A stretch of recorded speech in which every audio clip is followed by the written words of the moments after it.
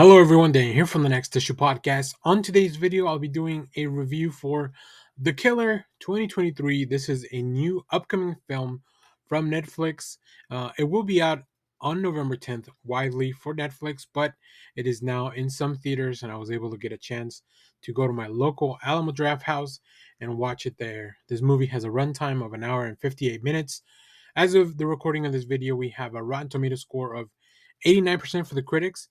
We don't have an audience score yet. I think they don't have enough reviews yet, but we do have a letterbox score of 3.7 stars on the average there. So I think that's very good. It feels a little bit low. I mean, my score is probably closer to 4 stars on Letterbox, but we'll get into all that stuff.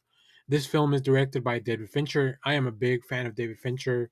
Fight Club, Seven, Zodiac, like just all those films.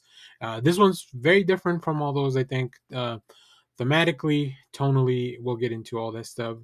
Uh, this is written by Andrew Kevin Walker and based on the 1998 comic The Killer by Matt and our artist Luc Jacquemont. So I believe this is a French comic, which I was not aware of until I started putting together stuff for this review, which is really cool. It's going to be interesting that the Killer going to be like the best comic book film to drop on November? I know I'm very excited for the Marvels, but man, this was really really good, so we'll have to see about that. um, a quick synopsis for this movie: after a fateful near miss, an assassin battles his employers and himself on an international manhunt he insists is not personal. This movie stars Michael Fassbender. That's all the credits I'm going to do because I don't want to give anything away. There's some really nice surprises. Even just naming the characters, I think, would give away some of the tension and some of the thrills that are upcoming for the film. So I'm not going to get too much into that. I'm not even going to get into the spoilers a lot. This is going to be a very high level review, very spoiler free. So I have a list of a few things that I really enjoyed throughout this film. So I will say that. Although this film is a tale of vengeance on the surface level, I think thematically it is so much deeper than that. There's so much more stuff. It's more of an introspective character piece. It's comedic in some points. It's also this, like the tale of revenge also leads to the thrill of like the hunt, which is really interesting. A really interesting aspect of it. It's an international caper as well because we travel to so many locations, which they really feel lived in. They really feel very real and tactile. As I was watching the film, I was noticing because Michael Fassbender for a lot of this film, he's the character that I don't know that there's a scene where Michael Fassbender's not in it. Now that I think about it, so we kind of follow him around all throughout the film, uh, and everywhere that he goes really feels very lived in. I don't understand how you can shoot a movie where you're kind of like in the middle of this large city or this metropolis or this town, or like just it is just such absolutely great filmmaking. Really really cool stuff. I love the way the movie is shot. There's some very interesting points of view for the camera. There's some really great changes from perspective where sometimes we're seeing things through the eyes of Michael Fassbender's character.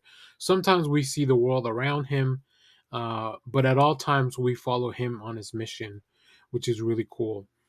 We also have Fincher using Michael Fassbender as a narrator who's leading us all throughout the story, which is also kind of interesting juxtaposed with the lack of dialogue.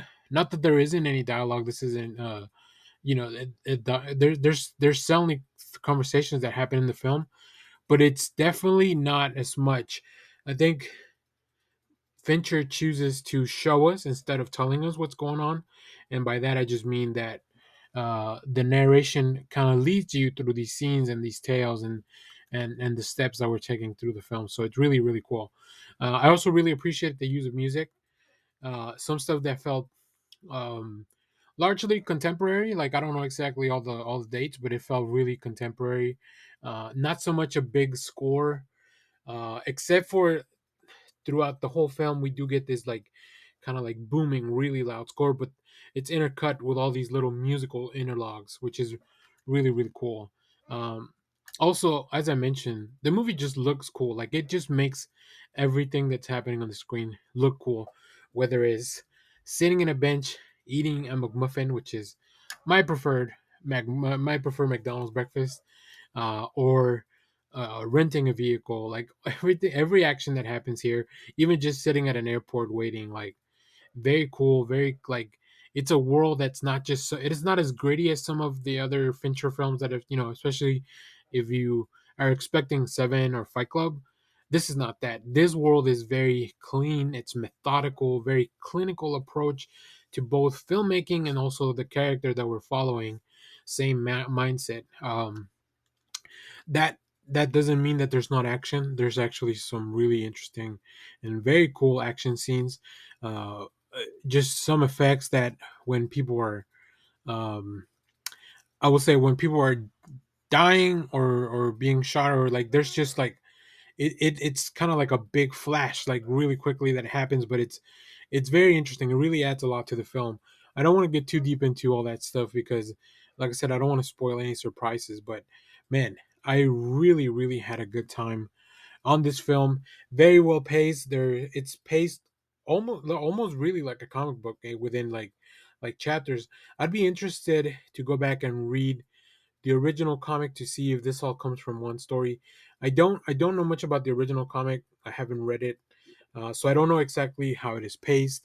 But it definitely does feel like the chapter breakdown really helps the movie kind of move along. Also, with the pacing, it's not always like going. The sense of anticipation, you can take a little break because when things are happening, when the like it is very thrilling edge of your seat. Like there was multiple times where I remember I would be sitting up on my seat because I knew, like, as the music was building and the tension was rising, I knew that something was coming.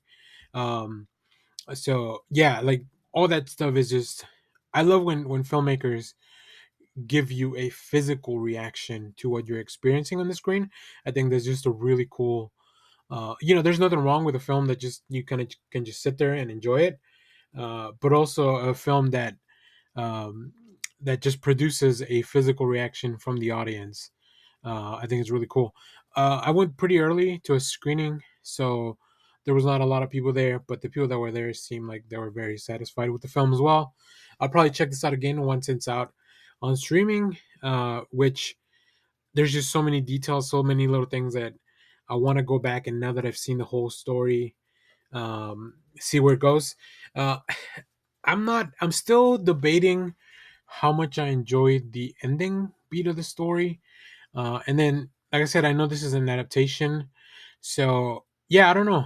The ending feels like it landed pretty solidly, but it didn't perfectly kind of close out everything that I wanted to happen.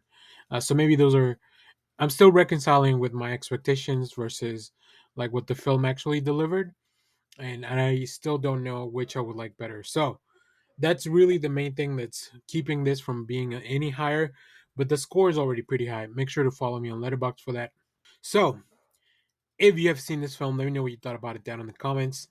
As always, thank you for watching, everyone. Remember to share, like, subscribe, hit the bell so you know when we go live. That is most Saturdays, 10 a.m. Central Standard Time. Stay tuned. We have more comic reviews, trailer reactions, TV recaps, all that fun stuff here in the channel. Thanks for watching, everyone. Bye bye.